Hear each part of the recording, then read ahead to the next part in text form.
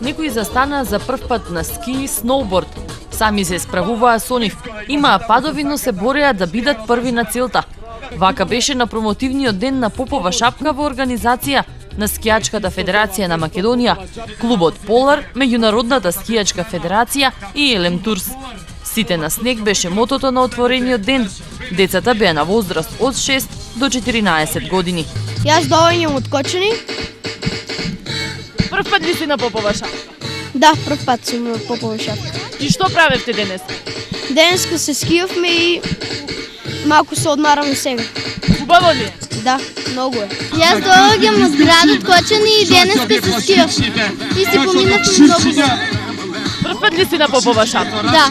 Се допаѓа? Да, многу. Денеска се скијавме и се забавувавме со сите. Скијаш ли подолго време? Да, по-долго време. 5-4 години. Оваа манифестација е со цел да се поткрене желбата на децата за зимските спортови.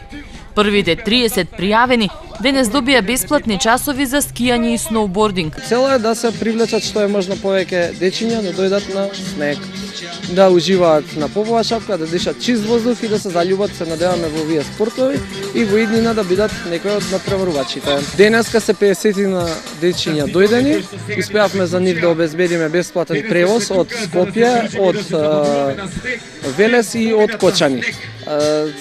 Сите оние кои што сакаат, кои што се тука дојдени, може да се вклучат во овој настан, значи се обидуваме да им обезбедиме, уствари им обезбедивме опрема на сите, ски, даски, и обезбедивме учители кои што ќе им помогнат при првите нивни чекори. Значи 15 тренери кои што се лиценцирани и искусни, кои што ќе возможат на децата да ги научат првите чекори. Манифестацијата Сите на снег ќе влезе во календарот на планирани активности на скијачкиот центар Попова шапка и за наредните сезони.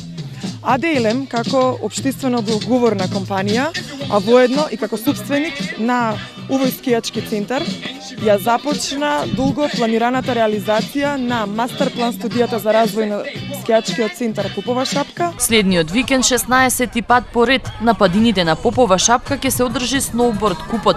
Со тоа уште еднаш се докажува дека шапка има идеални услови за уживање во зимските спортови.